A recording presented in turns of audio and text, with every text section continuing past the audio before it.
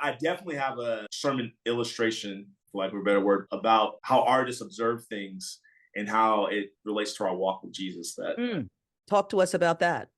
Yeah, I think of it's in Hebrews, like, looking unto Jesus, the author and perfecter of our faith. When I think about how we look to Jesus, and there's people around us that give us a glimpse of what Jesus is like, but it's so important that we look at our reference point is Jesus himself. Because artists, you got to look, references are important because you might try Mm. to draw a bird or a hand, but if you don't sometimes look at a reference, something will be off just a little bit.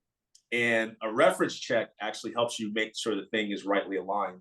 And so there's oftentimes people that we connect with or look to, or ideas and concepts that do point us to Jesus, but if we never get back to the source and check our reference, it can often lead us just to be a little off. That eye will just be a Hmm. little too far off to the side, or the finger will just be a little weird.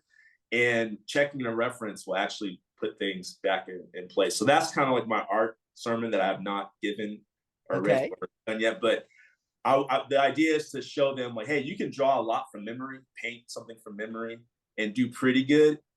But eventually, if it's going to look accurate to what real life is like, you need to check your reference. And it's the same thing with Jesus. So we can have concepts of Jesus and all that, but sometimes we got to go back and make sure we look at what he said and what he did to be most accurate and on point. All of it kind of, that's kind of the plan. One day I'll preach that one.